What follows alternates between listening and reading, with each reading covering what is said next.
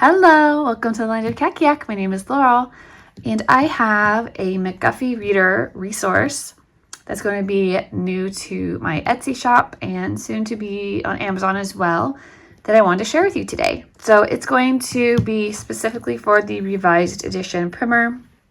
I'm actually currently working with my youngest son in the primer right now. We've just been working it in his my first copybook series. It's for like preschool through maybe through first grade. And I'm trying to decide if I'm going to keep going on with the copybook series because I have one more, the 6th, or if I'm just going to transition over into this new notebook I've made. So this says McGuffey's Revised Primer Reading and Writing Companion Notebook. So I actually designed 2 covers. I just finished this and bound it today. But I printed both the covers so you could see. If you're familiar with this line, that I've been slowly adding to it, I think I've got notebooks for the 3rd, 4th, and 5th readers. Yeah, I wanted to back up and go all the way back to the very beginning because people have asked for some certain things, and you guys have seen my copy work for the primer.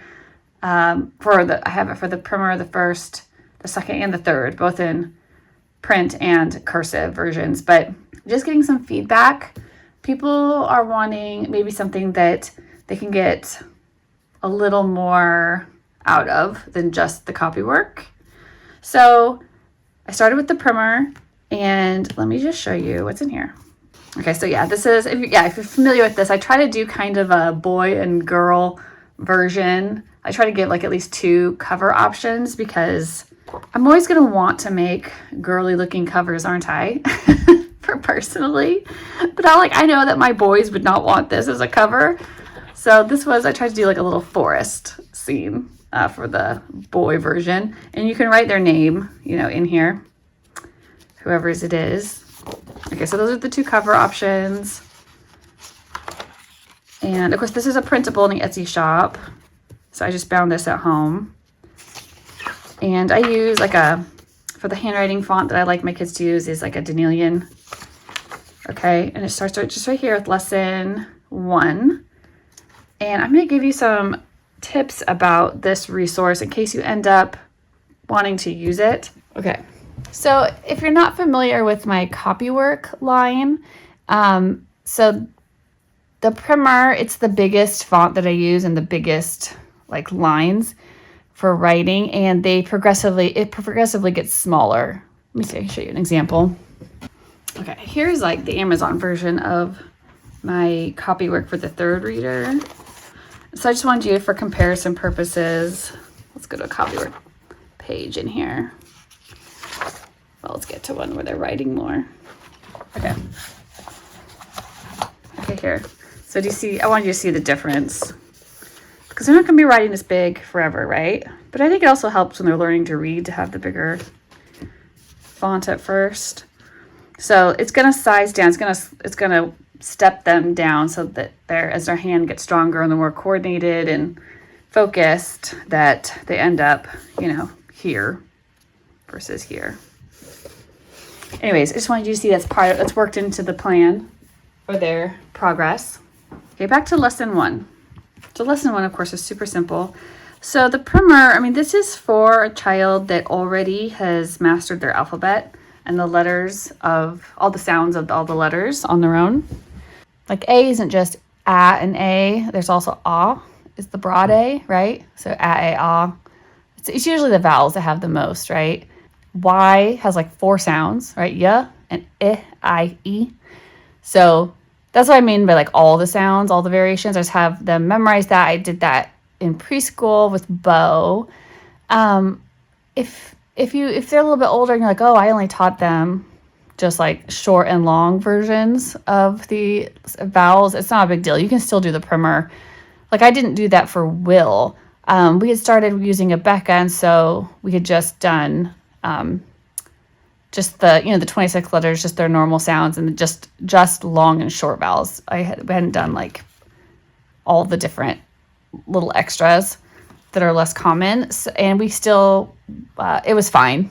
They just learn it as they go then, but you want them to at least have their letters and their sounds, their the phonograph phoneme, connection made. And they've probably done some lots of practice already with writing, maybe sand writing, writing on chalkboards. They start writing maybe with a tracing book or something like that. I'll link below to some things that we used before we got to this point. Just in full transparency for us in our homeschool, we also used in the preschool years, Teach a Child to Read in 100 Easy Lessons. So Will did all 100 lessons and then went into the primer. So then it was actually kind of like a lot of review for him for the primer. So he went through we just had him read until it started having trouble, and then that's where we started our official primer with him. Bo got really sick of Teach Your Child to Read, so we only went through went to about lesson 48, so we went about halfway through, and then we switched over to the primer. For him, he was a little bit younger than William was when we were doing these things, and he didn't like how long the reading passages were getting in 100 Easy Lessons. He would see it and just be like, oh, I don't want to do that. So I was like, well, let's just switch over to the primer, because I knew how short the lessons are for a while, and it's been like a really good change for him. So anyways, I just wanted to give kind of some background. You want to work the ABCs and stuff before you start into a primer. Anyway, so lesson 1. Here's my beautiful antique McGuffey reader. And you can print this version out online too. I'll link to, I just bought mine. I think I just got a used set on eBay or Amazon, one of those two. But you can also find reprints of these, although the older ones, the pictures are sharper, they look better. These engravings, the original prints. The reproductions, from what I've heard from other people using them, my friend Elizabeth sent me some pictures, and the New West Press reprints, I think, were the best as far as reprints go, how good the images looked and stuff. So I'll link to those in the description box, to one of those for you too. And it was a little bit bigger as well. But anyway, so you can also just print this version straight off the internet. It's in the public domain. I will link to that as well. And what I love about the revised editions is they have a shorter word list per lesson. They also have all the new phonographs that are being introduced. They have those pulled out for you. And they also have the diacritics for you here. Okay. So I love that. So what did I give you, right? Oh, and then they have, for a little while, they give you phrases. And then the first lesson is only 2 lines. It's cute. So lesson 1, here's the corresponding lesson in the companion notebook. So I did just give both the upper and lowercase here because they saw them both in the lesson. And I wanted to show that it's pronounced, this is for the word.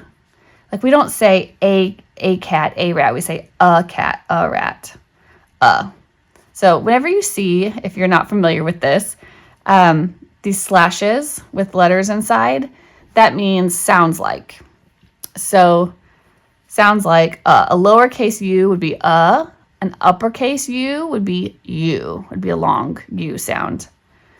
And so here, we did also see, though, the A with the short A sound, like in cat, rat, right? And so since we did get that ah, sounds like ah, right? If it had been like this, sounds like a capital A, that would be sounds like A, but that's not the case, right? So as always, if you ever notice, or if you're ever talking to me about your McGuffey plan and stuff like that, I am all about flexibility in your plan. Just kind of like I was saying before with two of my sons, all 3 of my boys, I've done things differently with each one. So I just don't think that there's a one size fits all for every child. And you guys, so I want to give you as many resources as have been helpful for me. But some of these things I did not need with my like middle son. Like I didn't need as many games and things with my middle son, but I do with my youngest son. Like they're just different. And I have to work harder to keep my younger son occupied or, interested and like engaged. I have to be sneaky. I have to make things games that he's sneakily learning. Anyway, so that means right? If you just see a normal C, it's k, right? So you could also here be teaching them the diacritic marks. So so you could put the breve over it, right? The hard C, I don't know what it's called, but they cross it. And just so you know, they always say it sounds like k. That's what it would be, a K. But since that's like the normal sound of C, I didn't feel like I needed to put anything there yet. It's just a C. So just a C says k, right? And then d, n, ert. And I did introduce the period. So it's really tiny. So there's a couple things you could do on this first day, right? You could have them always work on the sounds first. And I pull, I've been using, because I have a phonograph cards that come with the copybooks that I showed you. I've just been using those because I like them because they're small and easy to store. And so I have like little smaller ones that came with the copybooks that I've been using. But you could also just as easily, these are free, the Alphaphonics phonograph cards, or they call them phonograms. Phonogram. And so you could just as easily use these ones, and they're free to download and print off, and I will link those for you as well. They're from Dawn Potter's website.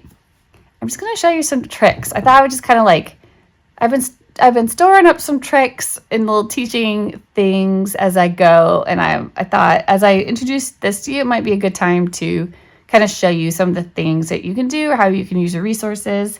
All right, so you're going to want to have, I think, your phonograph cards. Right, you want these ones that come with the copybook. I think they should pretty much all be the same as the Alphaphonics ones. Okay, so like there's also like some blends and things in there. Okay, so with this, right, you want to introduce the new sounds. So you're going to want to pull your cards if you have them for those. And then you're going to want to practice at the word level first, right?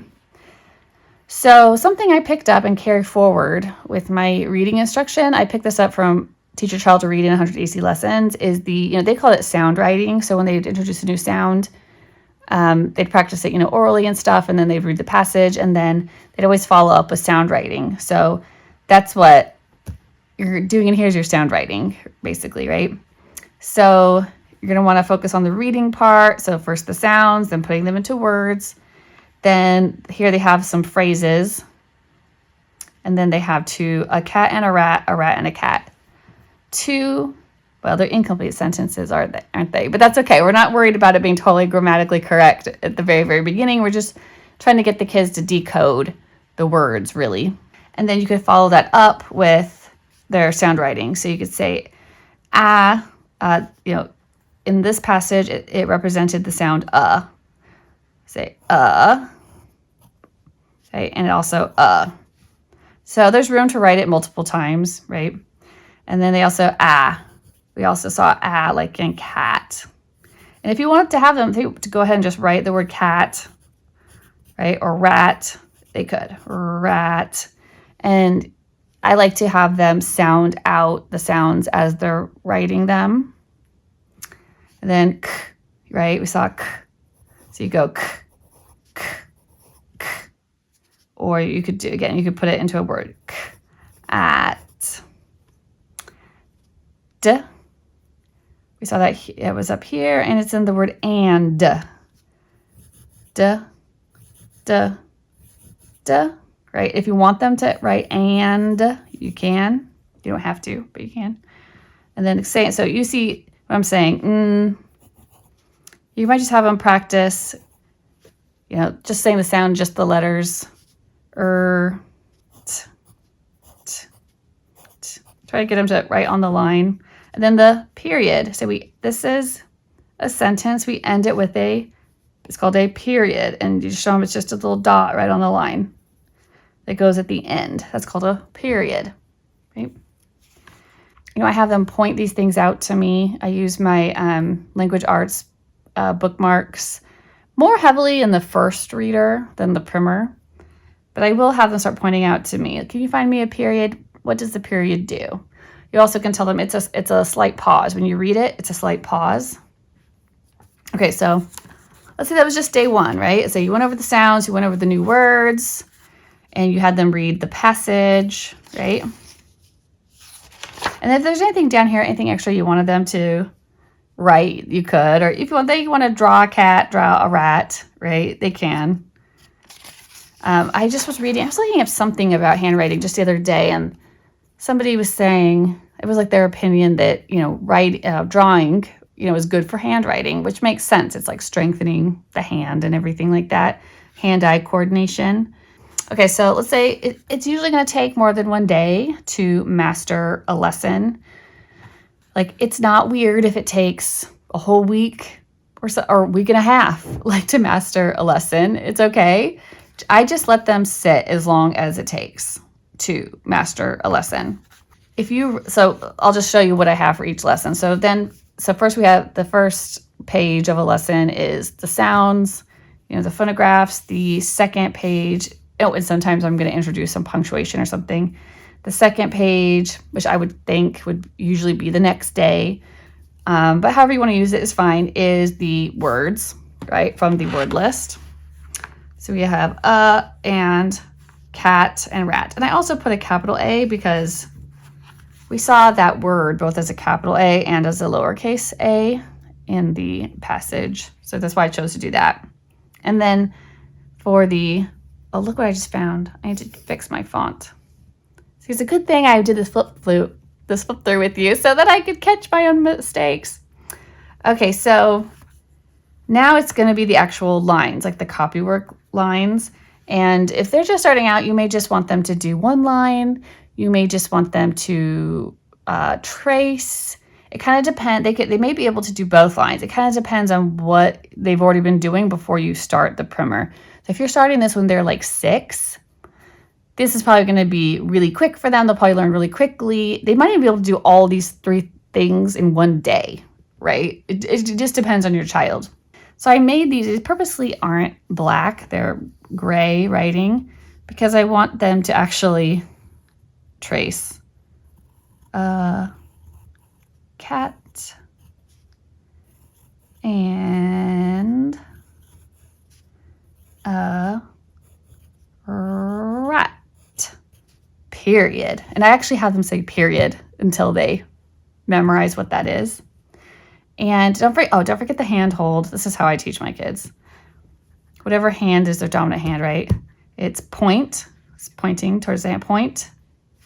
Pinch the paint right there. Right? Flip right there. Hold. I know sometimes kids have different grasps, and like I'm working with my kids too. Like right now, Bo, he's 5. He's got this kind of grasp, which I think is kind of a normal intermediate grasp. But right now I'm coaching him to start, to try to get his finger underneath, because it will be beneficial to them if they learn it the right way to begin with. So a cat and a rat. And then if they want to try to do it on their own, my handwriting's not going to be the best because I don't have my paper turned, but a cat and a rat, period. That's how I would have them kind of sound it out and stuff. And then you can go back and you check it. You're checking that they're writing on the line, that the words are properly spaced, that they're properly formed, and that, it's overall legibility and stuff like that. And you want to be as positive as you can, right? And then there should be the extra room over here in case you want them to practice, right? Let's say they were consistently making their A's like too wide or something. Just go ahead, just have them do their A's over here a little bit more. A, Just have them slow down, A. And if you need to, just grab a highlighter and make a couple more extras for them to trace if they need extra trace work. And then draw a cat and a rat. So I do try to give them drawing space throughout the book. And it will increasingly actually become more, this tells them specifically what to do, but the prompts do start transitioning towards, like they have to have understood the reading passage to draw. Like it'll be like, draw what the boys were doing. And they would have to have understood what they read, right? Okay, so lesson 1's super, super simple. So I don't know if it's the best example, but let me see, let's look forward. Oh, so I will give you little notes. I'm giving you little phonics notes as I went. Like, this is the TH, the voiced version, right? So this is a digraph, and there's like think, it's unvoiced, like in the, and bathe, right? Those are voiced. You can have them touch their throat and feel the difference. Just a side note, there's often an E after the TH when it's voiced, just so you know. Like bath, unvoiced, bathe, voiced, right? Anyways, okay, so, and then I also, there's an S, they're going to encounter an S in the second lesson that sounds like a Z, Z. So that's not has, it's has. And you might point out, see the diacritical marks. Can you see that on the camera? Let me try to come up. Do you see the diacritical mark under the S? That's letting you know it's the second sound of S, or Z. You see the breve over those A's. Those are all short A's. And yeah, sometimes I do have my kids, I do start teaching them, I point out those. Sometimes I call this the macaroni, or the, what's up, a macron, a story, I call it the flat hat. That's the long. And then I start also giving you these little, you don't have to use these at all. It's just kind of like, I don't know, Grammarly type stuff that I kind of noticed like as it was being introduced throughout the text. So like names are capitalized. So that's something to let them know. That's why that's why it's a capital A, just like we capitalize your name. Like my name, my son, it's Bo. That's why we write your name with a capital B, because the first letter is capitalized in names. Right? So you just start introducing that to them, right? Then, later on you start asking them after they're done reading, can you point to something capitalized? Yeah, Nat is capitalized. Why? Because it's somebody's name. Yeah. I don't make them, in the primer, I don't make them know what proper noun means, right? That's for later. But they know that its names are capitalized. Okay. So again, so sounds. Of course, there's extra spaces. So if there's more sounds you wanted them to practice or anything at all, you can use this as you see fit. Then here's the words. Again, the is a weird word. So I gave the pronunciation is the, right?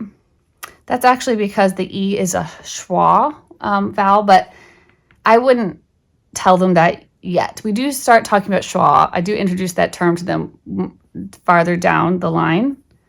But right now, I just want them to, the is such a high frequency word. So if they sounded out like the or the, you can say, yeah, it looks like that, but we say it the.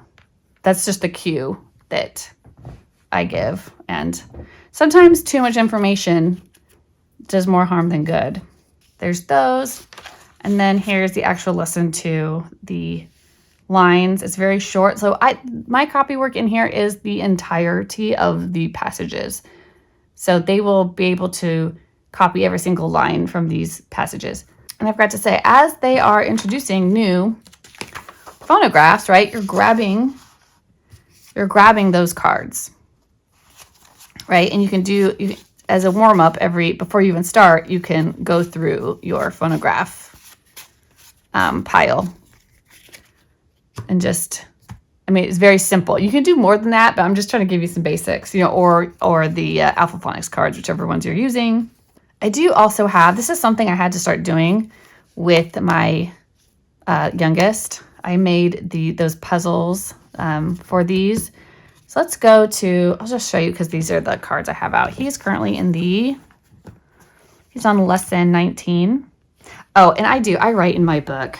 I bring it a little bit more up to, because it's the broad A, it's saying ah, but it's because it's the R controlled vowel. So today we think of that as AR, R. And I changed that to a breve. It was for fast. They have it marked like it says FOST, which that's how they pronounced it back then. But pronunciation changes over time, and we say it fast. There was another one I noticed, like they marked laughing. We'd say laughing with a short A, but they mark it as if it was pronounced laughing, which probably some people probably do still pronounce it that way in different places. But here, where I live in America, it's a short A sound. So I just went ahead and it's fast, not FOST. Anyways, okay. But you can start showing them. Of is another one of those high frequency words. It looks like off, but we say it of. And they just have to see that a bunch of times before it just sticks in their head. Okay, so let's go up to lesson 19. Oh, look, some of them, since there is some cursive in the primer, I've included cursive in here too, where it was in the book. Okay, introduce the question mark, right? Tell them what that is.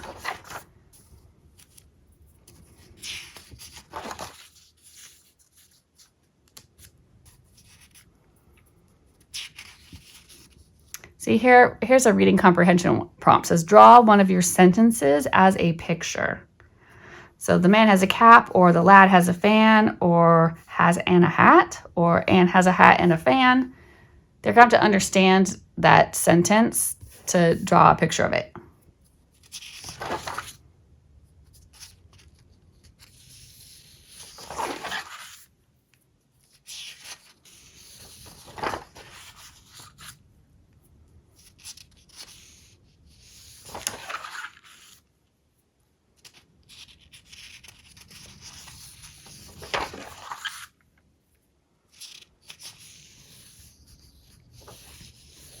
Every once in a while, I may have added in something that wasn't necessarily pulled out on the list, but because I thought it was helpful.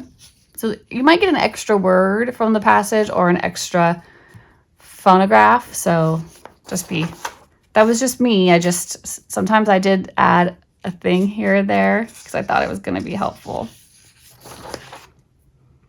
So when it comes to reviews, I just left them completely blank. And what I said is work on any missed phonographs and practice punctuation marks. That's what I wanted them to do on this one. So that means right pile, wrong pile, they're, phonographs. And speaking of the phonographs, this is the thing I've been doing with them.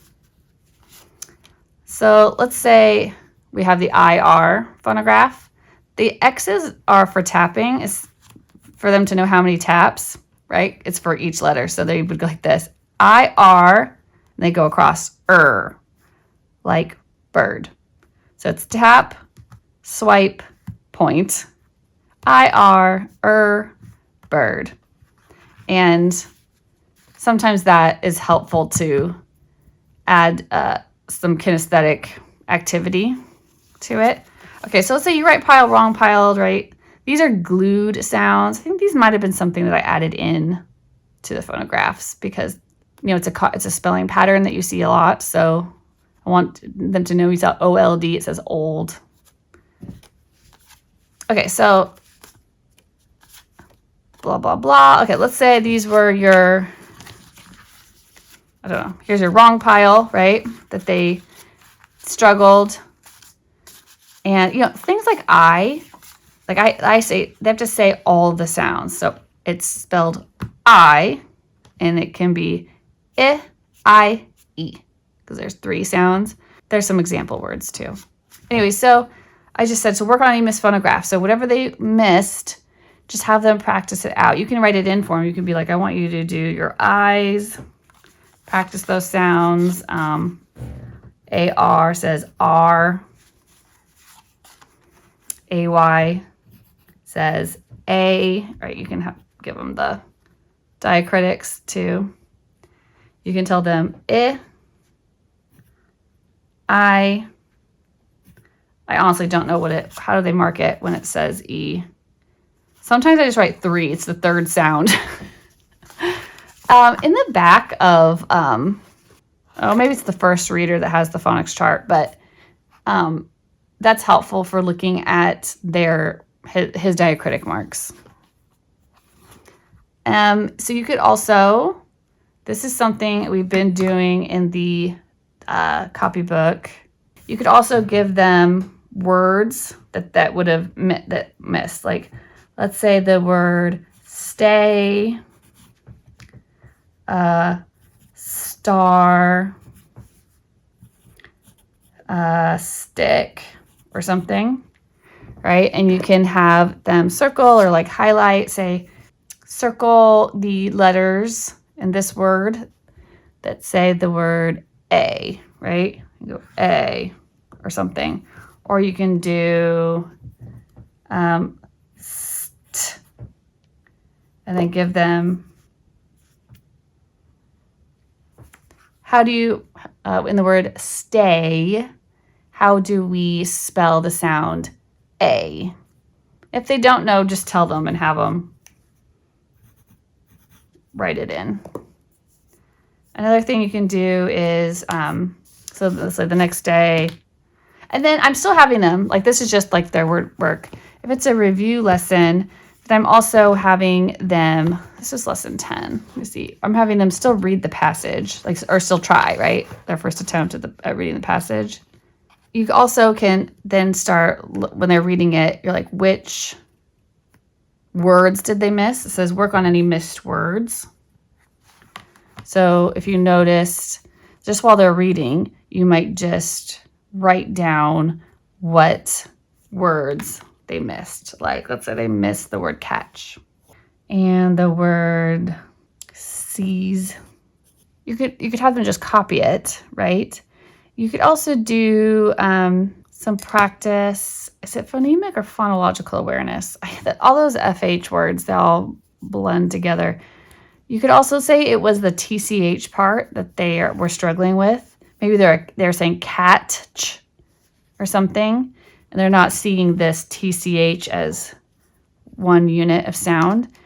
And so you may want to just give them some other words like atch and atch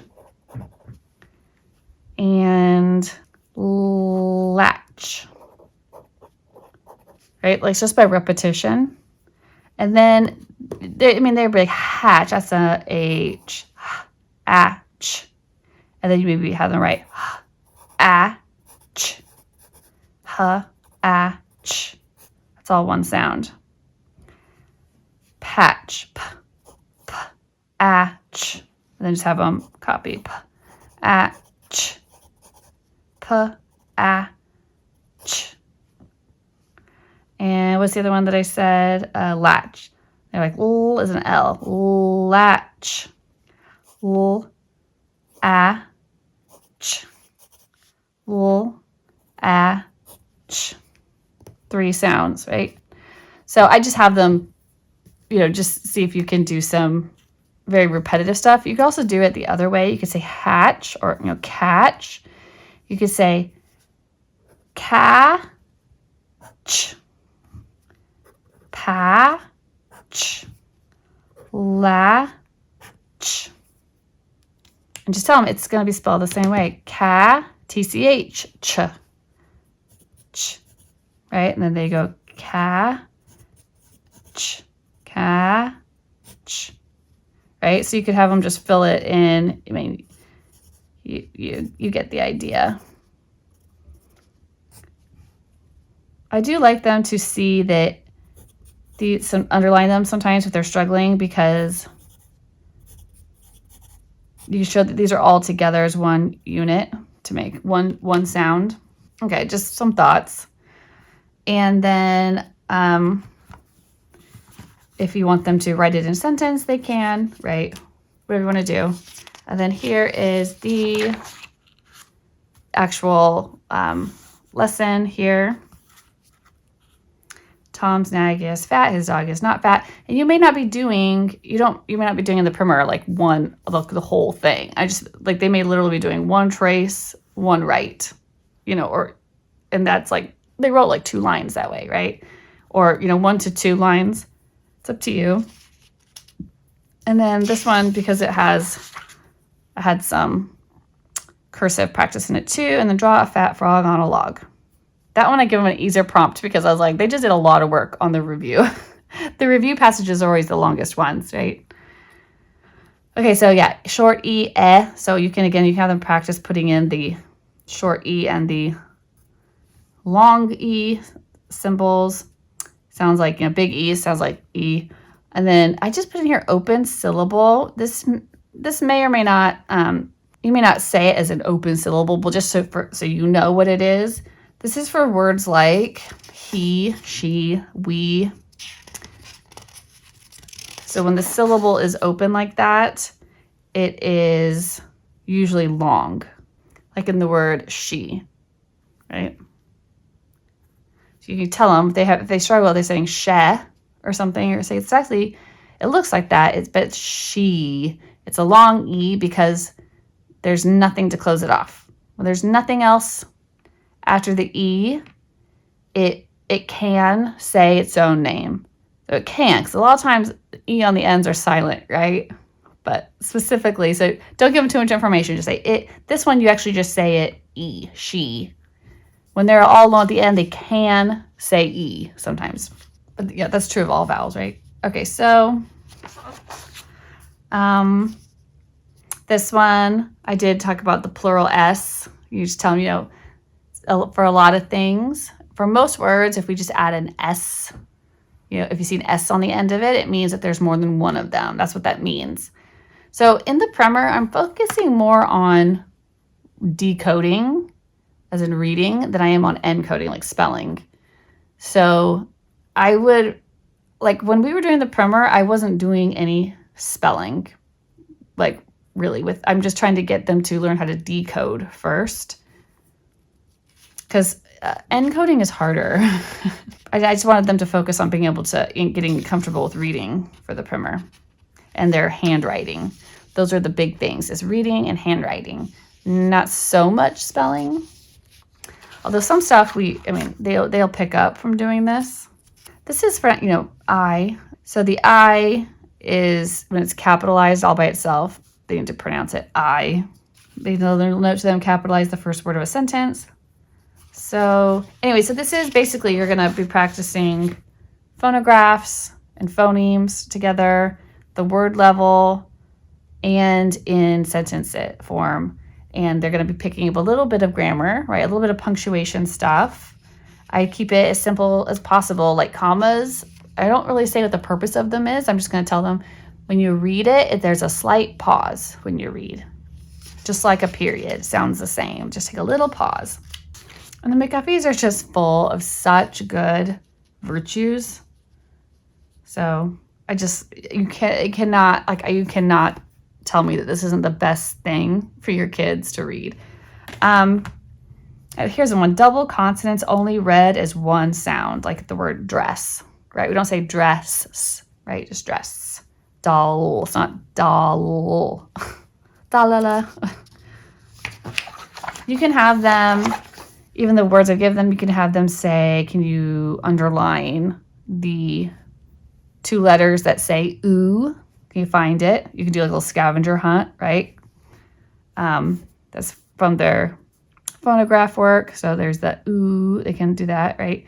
Also, can you find another 2 letters that say ooh? Because there's also U-E. So you don't have to worry about teaching them any spelling rules about this. I don't think there actually are any.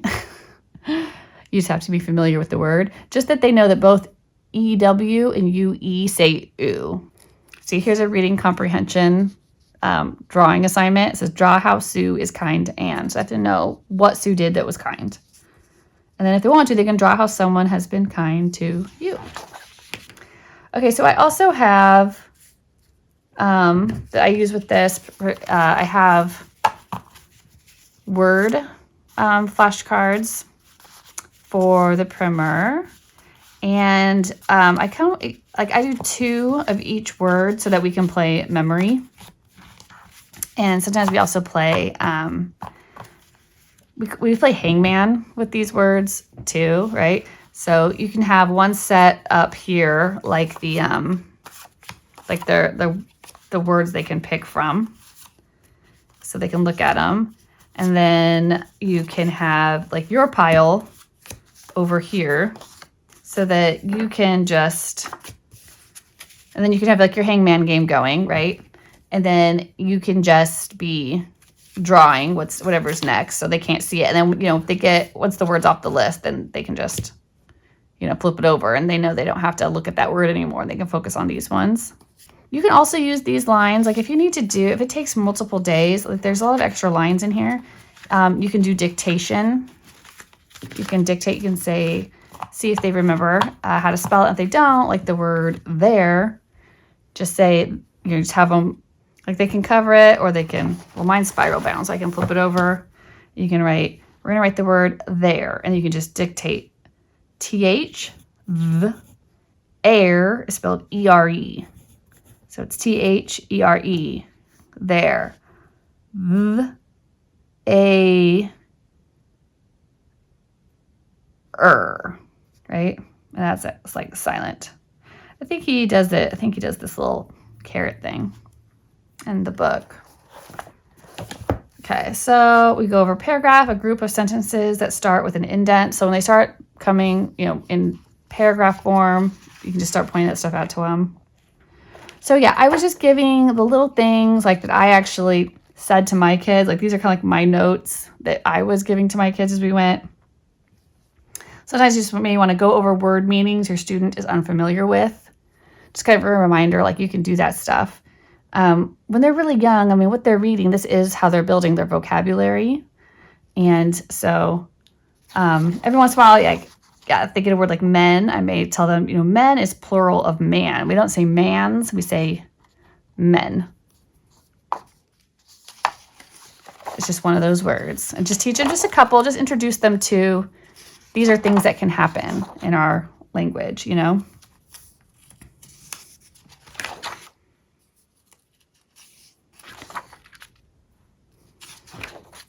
Oh, something else I do is, I do have primer, as I was going to say earlier, these puzzles.